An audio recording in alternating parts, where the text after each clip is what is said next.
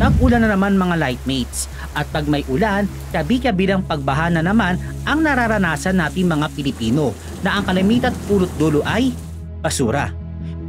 Ang isang komunidad sa Taal, Batangas, naging hanap buhay ito dahil sa pagre-recycle sa tulong ng negosyong Junk Not. Pero yung 4 na women na yung binayaran ko ng 11,000. So from 11,000, lumaki yung engagement ng community. Tuwing babalik ako sa isla noon, nadadagdagan sila, naging 25, 35, tapos naging 50, ngayon 93 women na sila.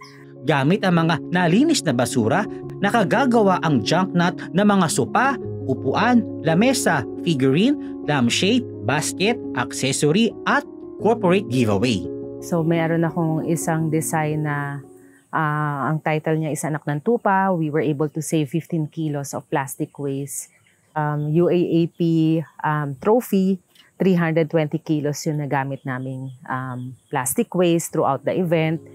Samantala, ginagawa namang kapaki-pakinabang ang mga basura ng taong bayan na nakolekta ng Manila City Material Recovery Facility. May kakayahan ang kanilang mga gamit na makagawa ng 1.5 tons kada araw na pataba sa lupa na inilalagay naman sa mga halaman ng lungsod at mga residente.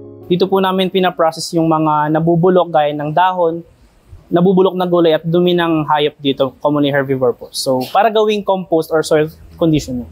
May kakayahan din ang kanilang pasilidad na iproseso ang 2,000 kilong plastics na kanilang gagawing upuan, lamesa, keychain, souvenir, paso at cup coaster. Kung ano man yung mga makukuha namin out of dun sa waste na makukuha namin and yung mga products na magagawa, ibabalik po namin yun sa taong bayan. Pag nakapag-mass produce na po kami nitong benches, ang target po na mabigyan ay yung mga daycares, health centers, tsaka schools. So, kung makikita nyo po, parang iniikot lang namin yung mga basurang nakukuha namin, binabalik po namin through products na.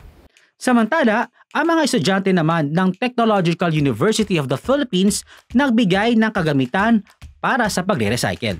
Nag-shred po siya ng organic waste from Dangwa. At the same time po, nagko-compact po siya. So, 2 beses po nare-reduce yung volume from shredding and compacting po. Sa huli, kailangan pa rin magtulungan ng bawat isa upang mapangalagaan ang inang kalikasan. Christopher Tirambulo, Newslight.